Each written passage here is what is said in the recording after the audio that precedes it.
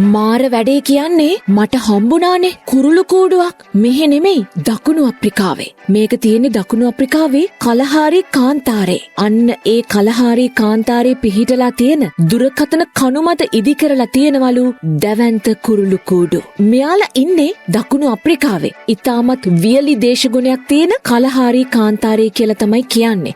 මේ කුරුළු කූඩු එසේ මෙසේ කුරුළු කූඩු එහෙම නෙවෙයි. මේවා යෝධ කුරුළු කූඩු. මුළු කණුවක් වැහෙන්නම මේ දැවැන්ත කුරුළු කූඩු මේගොල්ලෝ හදලායි තියෙන්නේ. මාර්ගය දෙපස ඉදි කරලා තියෙන දුරකථන කණු මත මෙයාලගේ දැවැන්ත කුරුළු කූඩු විශාල සංඛ්‍යාවක් හදලා තියෙනවා. මෙයාලට කියන්නේ වීවර් පක්ෂීන් කියලා. මේ කුරුල්ලන් කූඩු හදලා තියෙන්නේ කූරු, එතකොට තනකොළ සහ කපු වලින්. මෙයාලා හරිම ලස්සනට කූඩු හදන්න උපන් හපන් කුරුල්ලෝ විශේෂයක් හැටියට හරිම ප්‍රසිද්ධයි. ඒ වගේම මේ එක කූඩුවක කුරුල්ලන් 100කට අධික ප්‍රමාණයක් ජීවත් වෙනවා කියලා තමයි දැනට හොයාගෙන තියෙන්නේ. 100කට අධික ප්‍රමාණයක් ජීවත් වෙනවා කියලා විතරක් නෙවෙයි, ඊටත් වඩා ප්‍රමාණයකට ජීවත් වෙන්න පුළුවන් කියලත් සමහරු කියනවා. මොකද මේ කූඩුවක් ඒ තරමට විශාලයි. බැලූ බැල්මට කලහාරි කාන්තාරයට යන කිසිම කෙනෙකුට හිතා ගන්නවත් බෑ මේ තියෙන නම් කුරුළු කූඩු කියලා. අපිලාගේ මෝනිං ෂෝ එක සතිය දවස්වල උදේම අහන්න.